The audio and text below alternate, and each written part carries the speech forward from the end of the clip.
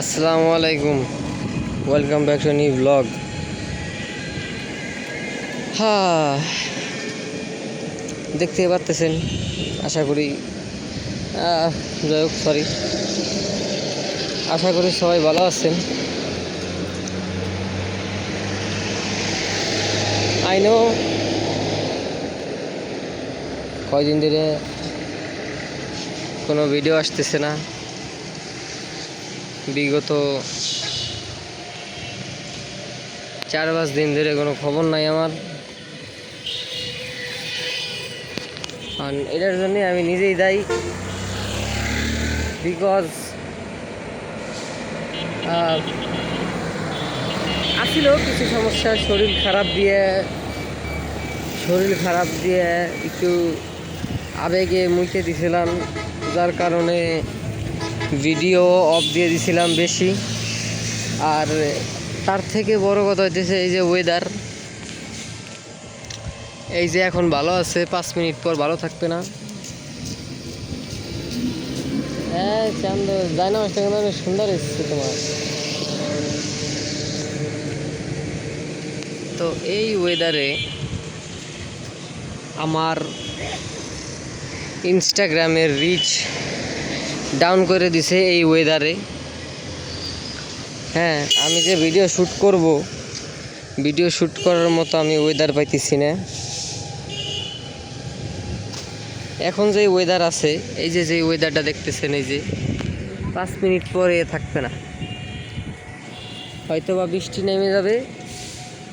বৃষ্টি পড়বে একটু পর, এই যে কাদা দিয়ে কী অবস্থা দেখছেন। তো এর ভিতরে কিভাবে ব্লগ করতে না হয় অতটা দরকার পড়ে না, মানে যেহেতু আমার ক্যামেরা যেমন সেরকমই আসবে, এর থেকে ভালো কোয়ালিটিও আসবে না, খারাপ কোয়ালিটিও আসবে না। আমার ক্যামেরা যেরকম সেরকমই আসবে। তো ওইটা তো বিষয় না, বিষয় হচ্ছে ব্লগে অত প্রিপারেশন লাগে না। এই যে ক্যামেরায় উঠালাম, এই যে করতেছি ব্লগ, রাস্তাঘাটে এই জায়গা দিয়ে আঁকতেছি, চলতেছি, যে আপনাদের সাথে কথা করতেছি এই। কিন্তু এমনি ইনস্টাতে যেই ভিডিওগুলো আমি ফানি কন্টেন্টগুলো যেগুলো আমি বানাই বা মেক করি, ওইগুলার জন্য একটা পার্টিকুলার ওয়েদার দরকার, একটা রোদ দরকার। তা না হলে ফেস গ্লো করে না, ফেস ভালো আসে না, তারপরে ভিডিওর কালার ভালো আসে না, অনেক ব্যাপার আছে।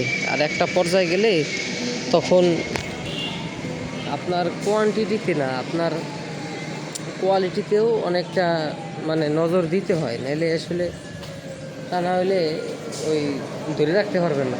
ঠিক আছে, যেমন আমার রিচটা ডাউন হয়ে গেছে, আমি কয়দিন 2 দিন ভিডিও ছাড়ি নাই, তারপরও আমার অনেক ভিডিও কালেকশন ছিল, কালেকশন শেষ। যেগুলো আমার ব্যাকআপে ছিল ভিডিও, হ্যাঁ ভিডিও ছিল ব্যাকআপে যেগুলো, ওগুলা শেষ হয়ে গেছে। আমার এখন আর কোনো ভিডিও নাই। আমি তারপরেও হালকা পাতলা কালকে একটা শ্যুট করছি কোনো রকম, ঠিক আছে, কোনো রকম একটা শ্যুট করছি বলতে শ্যুটও না, এডিট মারছি, মানে দামাচাপা এডিট আর কি। ক্যাপকাটের টেমপ্লেট মেরে দিছি, একটু 5 মিনিট ক্রাফটের হ্যাক লাগাইয়ে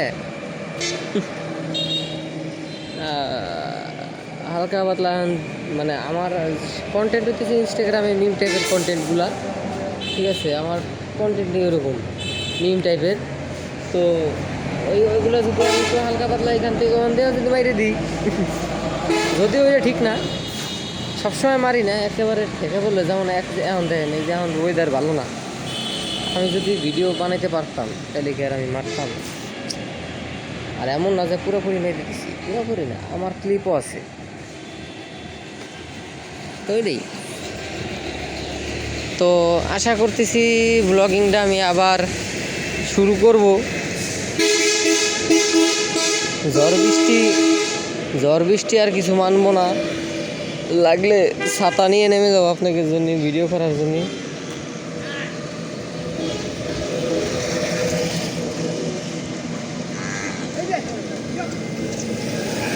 তো আপনাকে জানে ছাতা নিয়ে এনে বাইরে যাব, ঠিক আছে, ছাতা নিয়ে বেরিয়ে যাব, তাও ব্লগ বাদ দিব না। মেলা দিন বাদ দিছি, আর দিবার না বাদ। তাই হোক, আবেগে মুইতে দিছিলাম, সেটাও শেয়ার করবানি কে, কারণ এতদিন ফিফার ভক্ত ছিলাম, কিন্তু এখন তো আর না। এইসব আসলে এইগুলা আমাদের ইমান নষ্ট করার একটা ধান্দা। এইসব খেলাধুলা, ঠিক আছে, খেলাধুলা ওই পর্যন্তই ঠিক আছে যতক্ষণ না দেশ, জাত, ধর্ম আসতেছে, ঠিক আছে। এতে যে এগ্রি করার করো, যদি না করো কুয়ায় ফাল দে মরে রা, যদি এগ্রি না করা করো আমার সাথে। এইসব খেলাধুলা, এই যে দেখেন রিসেন্টলি যেটা ঘটছে বইলে ইজি, এই যে আর্জেন্টিনার আর ইজিপ্টের যে খেলাটা হইলো, এতে এই জায়গা ইজিপ্টে আর্জেন্টিনার ফ্যানদের কোনো প্রয়োজন ছিল না। এই জায়গা ইসরায়েলের কোনো পার্টি ছিল না, বা ইসরায়েলের কোনো অংশই ছিল না এই জায়গা। তো এই জায়গা কেন ইসরায়েলের পতাকাটা দেখানো হলো, তাই ইজিপ্টের কোচকে। তো এটা খুবই মানে ধর্মটা টানতেছে কারা, কারণ এটা ফিফা ওয়ার্ল্ড কাপ, এটা সারা বিশ্বে ফালাইতেছে এটা নিয়ে। তার থেকে বেশি ফালায় আমাগো দেশের কিছু অশিক্ষিতরা, আমাগো দেশের কিছু মানে জাগের, মানে কি বলবো, এতটাই মানে মুখ খারাপ করতে হয়। আমাগো দেশের মানুষ এতটাই বোধাই জাগের, মানে যারা কইতে আগে না খিদার বয়, তারা কিস্তি উঠাইয়ে তারপরে পতাকাটা পতাকা বানাইতেছে, জার্সি করতেছে, ভ্যান কালার করতেছে, তারপরের দিন যাইয়া কিস্তির টাকা শেষ, খাওয়ার টাকা নাই তাকে। মানে এতটাই, মানে কি বলবো, আমাদের দেশের মানুষজন এতটাই পাগল। তো এতটাও পাগল হইয়েন না, এইসবে কোনো লাভ নাই। আমাদের ওগো আনলেও কোনো কিছু না, জিতলেও কোনো কিছু না। এতদিন আমি আবেগী ছিলাম। ফুটবল খেলা আমার কাছে, খেলাটা, ফুটবল গেমটা আমার কাছে অনেক ইমোশন। কারণ খেলা কারো কাছে খারাপ লাগতে পারে, খেলা তো খেলাই, ক্রিকেট খেলা হোক, সেটা ফুটবল খেলা হোক, খেলা কারো কাছে খারাপ লাগতে পারে না। কিন্তু খেলাটা ততক্ষণই ভালো যতক্ষণ না নেগেটিভিটি যেই জায়গা আছে, আসলে আমি মনে করি ওই জায়গার থেকে সরে আসা উচিত। তো এমনি নিজেরা বন্ধুবান্ধব স্কুলে ফুটবল খেলা হয়, সেটা এক জিনিস, সেটা খেলো, ফুটবল খেলায় সমস্যা নাই। কিন্তু ওইটা নিয়ে যদি পলিটিক্স শুরু হয়ে যায়, ওইটা নিয়ে যদি জাত ধর্ম চলে আসে, তাহলে ওই ফুটবল খেলার থেকে না খেলা অনেক ভালো, অনেক। তো এই আর কি। তো এখন থেকে আর কোনো এইসব দলের প্রতি আমার কোনো ইন্টারেস্ট নাই, ঠিক আছে। ছোটোবেলার থেকে ব্রাজিল করতাম, কিন্তু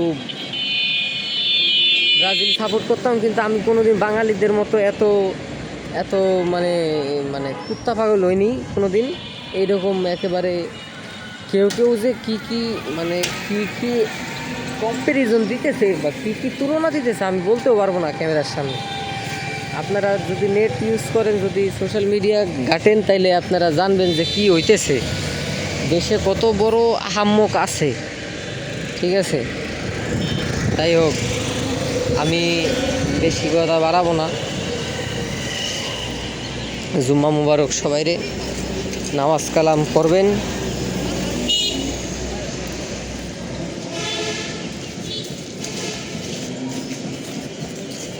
নামাজ কালাম পড়লে আশা করি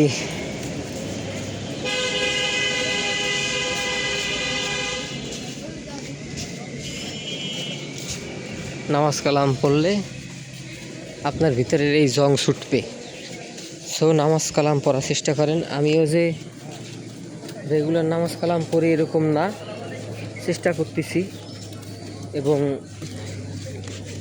চেষ্টা করলে আল্লাহ একদিন হেদায়েত দিবে, এইটুকু বিশ্বাস করি আমি।